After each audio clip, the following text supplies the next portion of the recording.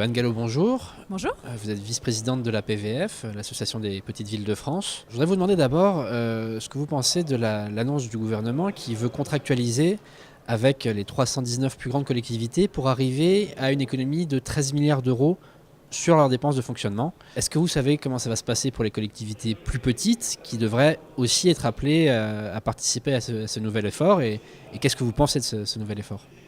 Alors effectivement, nous avons eu l'annonce de nouvelles économies à hauteur de 13 milliards d'euros, ce qui a été une surprise un petit peu pour les petites villes de France. Clairement, on ne s'attendait pas à ce nouvel effort pour réduire les déficits publics. Donc, c'est une nouvelle information. Nous avons fait jusqu'à présent beaucoup d'efforts depuis 2014. Je ne vous cache pas que nous sommes déçus de cette annonce. Et ce qui nous préoccupe particulièrement, c'est justement ce manque de lisibilité. Alors, on nous annonce un pacte avec 319 collectivités. Et puis, pour contractualiser, éventuellement, les petites villes de France seraient impactées également. Enfin, les petites villes en règle générale. Ce qu'on déplore, c'est ce manque de visibilité. On a des informations qui ne sont pas confirmées, qui évoluent. Et nous, ce dont nous avons besoin, c'est justement de la lisibilité pour avoir une vision de nos investissements dans les années à venir. Justement, est-ce que vous pensez que le président qui vient jeudi, le président Macron, pourra apporter des annonces qui amèneraient justement un peu plus de visibilité ? Qu'est-ce que vous attendez de lui ? Oui, effectivement, nous, ce que nous attendons, c'est de la lisibilité et puis surtout que ça ne se fasse pas que avec le gouvernement. Il faut absolument qu'il y ait un accord des différentes parties, que nous soyons partie prenante de ces accords. Donc déjà, ce point-là, le pacte de confiance, il ne se fait pas seul, il se fait à plusieurs. Et nous souhaitons être partie prenante sur ces accords. Et puis, les annonces que pourrait faire le gouvernement, c'est peut-être, donc concernant les emplois aidés, peut-être un assouplissement vis-à-vis des collectivités territoriales.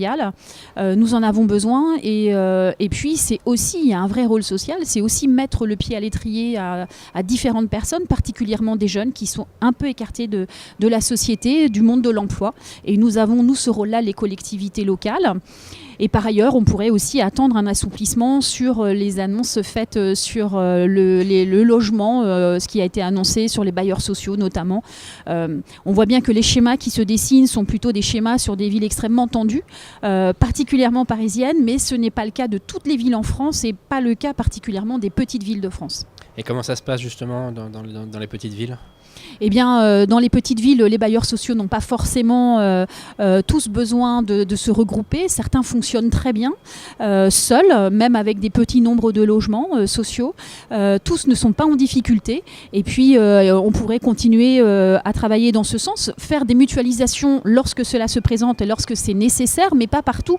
Ce que nous demandons, c'est plutôt faire de la dentelle, travailler en fonction de l'organisation des territoires et pas décider d'un coup d'un seul de modifier les organisations parce que sur un secteur particulièrement il y a des difficultés. Quelle place, selon vous, les petites villes ont dans la vision qu'a le président Macron, qu'a le gouvernement de la France ? On a beaucoup parlé de premier de cordée, de métropole. Vous aviez proposé d'affecter 1% des ressources des métropoles aux territoires environnants, aux collectivités avec lesquelles elles interagissent et dont elles dépendent aussi un peu. La France urbaine a dit que c'était une annonce qui était techniquement impossible. Est-ce que vous pensez qu'on pourrait faire là aussi dans la dentelle, qu'il y aurait quelque chose à imaginer justement pour toutes ces collectivités qui sont dans les interstices, presque dans les marges finalement ?